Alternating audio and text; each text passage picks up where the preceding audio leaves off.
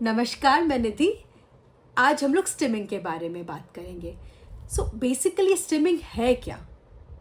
हमारे बच्चे क्यों स्टिम करते हैं? और क्या इस स्टिम को हमें रोकना चाहिए? क्या यह हार्मफुल है? इन सब चीज़ों के बारे में आज हम इस वीडियो में डिस्कस करेंगे। स्टिमिंग शॉर्ट फॉर्म है सेल्फ स्टिमुलेटरी बिहेवियर का, और ये रेफर करता है ये repetitive movement, physical movement. Repetitive physical movement से हमारा क्या मतलब है? ये जो हम लोग बारी बारी एक ही एक्शंस को रिपीट कर रहे हैं, रॉक कर रहे हैं, क्लैप कर रहे हैं, फ्लैप कर रहे हैं, फ्लिक कर रहे हैं फिंगर्स को, ये सब स्टिमिंग है।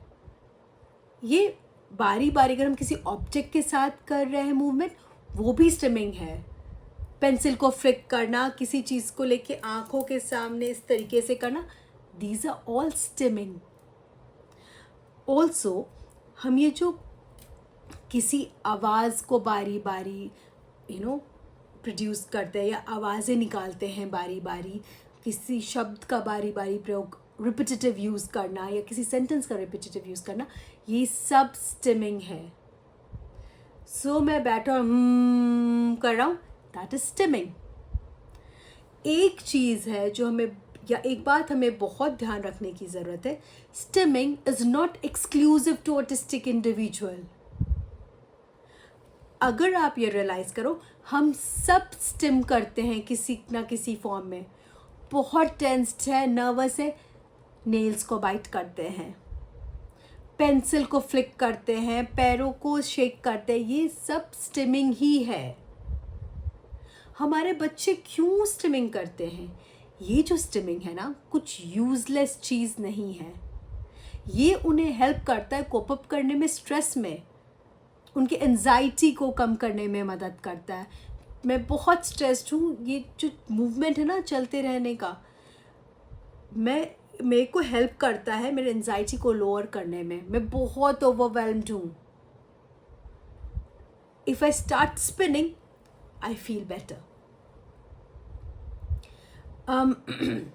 ये हेल्प करता है आसपास के सेंसरी इनपुट को रेगुलेट करने में या सेंसरी इन्वायरमेंट को रेगुलेट करने में। बहुत शोर है, मैंने कान को बंद किया, थोड़ा सा खोला, थोड़ा बंद किया, ये जो इनपुट आ रहा ना मुझे अच्छा लग रहा है। बहुत तेज रोशनी है, मैंने स्क्विंट करना शुरू कर दिया। ये सब कोप करने में हेल्प कर रहा है मेरे आसपास के सेंसरी इनपुट्स को। हमें पता है कि हमारे बच्चों का जो सेंसरी इम्बैलेंस है, उसको मेंटेन करने के लिए मे बी वो सीख कर सकते हैं या वो रिपेल करते हैं इनपुट को, और उसी तरीके से जब वो स्टिम कर रहे हैं, उनको हेल्प कर रहा है वो बैलेंस करने में। वो उन्हें हेल्प करता है अपने आप को एक्सप्रेस करने में, इमोशंस को। मैं बहुत खुश हूँ, मैं फ्लैप करता हूँ। Also it helps them to focus. अगर मैम कुछ बोल रही हैं, मेरे लिए आसान हो जाता है वो समझना या उस पर कॉन्सेंट्रेट करना, if I am doodling somewhere. So these are the things जो कि उनको वो ऑटोमेटिकली नेचुरली हेल्प कर रहे हैं अपना एक कामनेस को मेंटेन करने में। ये ऑटोमेटिकली सूद कर पा रहे हैं अपने आप को, एंड दैट इज़ वाई हम कभी भी इन स्टिमिंग को रोकना नहीं चाहते हैं। वी ओनली इंटरवीन स्टिमिंग में। यहाँ पे भी मैं ये नहीं कह रही हूँ कि आपने रोक देना है, मैं कह रही हूँ इंटरवीन करना है। सो इंटरवीन का मतलब क्या है? हम जिस तरीके से वो स्टिम कर रहे हैं या जहाँ वो स्टिम कर रहे हैं या जिस वक्त कर रहे हैं, उन सबको स्ट्रक्चर करने वाले हैं या उसका ऑल्टरनेट देने वाले हैं। And that is what I mean by intervening. किन हालातों में हम करना चाहते हैं? अगर वो उनके वे ऑफ लर्निंग में आ रहा है, अगर मुझे मूवमेंट की ज़रूरत है जब मैं पढ़ाई कर रहा हूँ, या क्योंकि वो इतना ज़्यादा ओवरवेलमिंग हो गया, इतना ज़्यादा इनपुट लेना, पर अगर मैंने चलना शुरू कर दिया, मेरे लिए वापस काम में आना मुश्किल हो जाएगा। सो इंस्टेड कि मैं बीच में उठ के चला जा रहा हूँ, अगर एज अ टीचर या एजुकेटर या अगर घर में पढ़ रहा है एज अ पेरेंट, हमने उन्हें एक काम ऐसा दे दिया, तो उस क्लास में अगर हमने दे दिया कि ये नोटबुक्स को डिस्ट्रीब्यूट करना या कलेक्ट करना ये इनका रिस्पॉन्सिबिलिटी है, तो एक ऑटोमेटिक उन्हें मूवमेंट ब्रेक मिल गया, उसका क्लियर एंड मिला, फिर वो आके बैठ जा रहे हैं। या फिर चेयर के नीचे हमने एक बैंड लगा दिया है, सो जो चलने का मूवमेंट है ना, उनको वो बैठ करके वो ले सकते हैं, जो सेंस है, राइट, बिकॉज वो उनको मूव करने में लेग को हेल्प मिल रहा है, सो दैट वुड हेल्प। अगर वो उनके वे ऑफ इंडिपेंडेंस में आ रहा है, मैं बहुत आराम से जाता हूँ और अपना हैंड वॉश करके ब्रश करके मैं आ सकता हूँ, बट अभी क्या हुआ है, मैंने टैप ऑन करा और मुझे इतना अच्छा लग रहा है वो फ्लोइंग वाटर को देखना कि मैंने हाथ धोना ही मैं भूल गया, उसके आगे का क्या काम है मैंने सारा भूल गया। हम अगेन यहाँ इंटरवीन करना चाहते हैं। हम बच्चे को बाकी समय में दे सकते हैं कि you want to watch this, आप किस तरीके से यू कैन स्ट्रक्चर इट, एक स्ट्रक्चर्ड वे में दे सकते हो कोई पोरिंग एक्टिविटी, और वहाँ पे हेल्प करने के लिए you can have a work system कि एक रिमेंबर, अगर विजुअल्स है हमारे बच्चों के लिए बहुत आसान हो जाता है। सो विजुअल्स के साथ वो आपने जब आपने करना है ड्रेसअप, सॉरी हैंड वॉश करना है या वैसा कोई एक्टिविटी करना है, तो आप तरीके से जैसा करना कर रहे हो, पर बाकी समय में ओवर समय में आप में भी पानी से खेल सकते हो या उसे देख सकते हो, वो खुद को या किसी और को उससे हार्म ना करे। सो मैं एंग्शियस होता हूँ, मैं दौड़ने लगता हूँ और मैं ये नहीं देखता हूँ मैं रोड पे दौड़ रहा हूँ, कहाँ दौड़ रहा हूँ।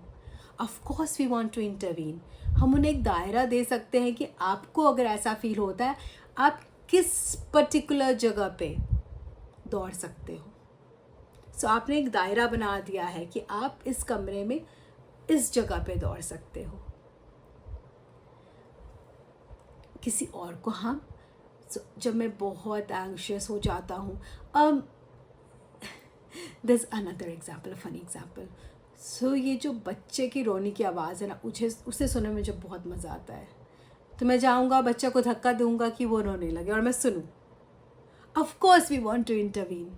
उसके बदले we can give a toy, जिसमें वो टॉयज़ होते हैं ना कि आपने बॉटल हटा दिया वहाँ से रो दिया।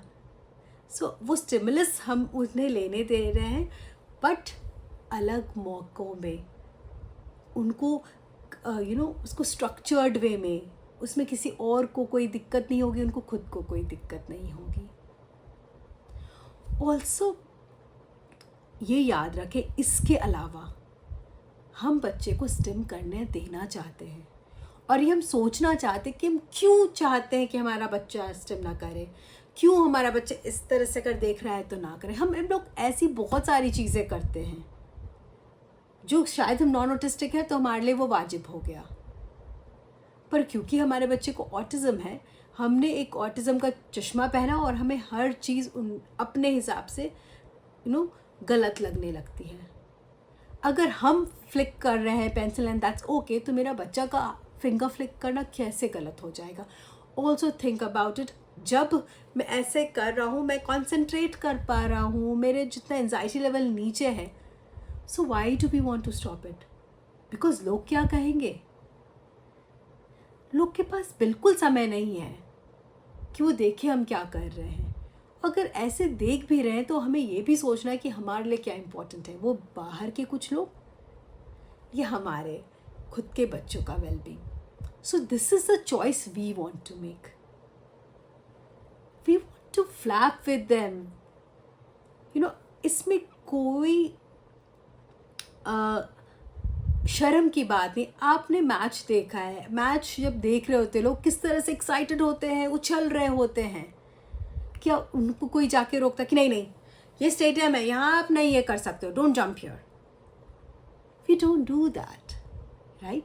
सो हम इन सब बातों का ध्यान रखना चाहते हैं। स्टिमिंग गलत चीज़ नहीं है, वो कोई बुरी चीज़ नहीं है। हम अपने बच्चों को मौका देना चाहते हैं कि वो स्टिम करें। ऑफ कोर्स हम दायरे बनाएंगे, ऑफ कोर्स हम ध्यान रखेंगे उन सब बातों का जो हमने बात करी अभी कि वो किसी और को हार्म नहीं कर रहा, उनको हार्म नहीं कर रहा, उनके वे ऑफ लर्निंग में नहीं आ रहा, उनके वे ऑफ इंडिपेंडेंस में नहीं आ रहा है। और जब हम उनको उसका ऑल्टरनेटिव देंगे वो क्लोजेस्ट देंगे। अगर बच्चे को चलने से बेहतर लगेगा तो ऐसा नहीं कि हम बैठ के बोलेंगे स्पिन करो, that will never work. It should be closest. वो चल क्यों रहे? क्योंकि उस मूवमेंट से, उस रिपीटेटिव मूवमेंट से उनको वो सूदिंग या कामिंग इफेक्ट मिलेगा, स्पिनिंग से वो नहीं मिलेगा। सो इन सब चीज़ों का हमें ध्यान रखने की ज़रूरत है। अगर आपके कोई सवाल है आप प्लीज़ कमेंट करके पूछ सकते हैं। अगर आपको ये वीडियो रिलेटेबल लगा है तो प्लीज़ लाइक करें, चैनल को सब्सक्राइब करें। Thank you so much.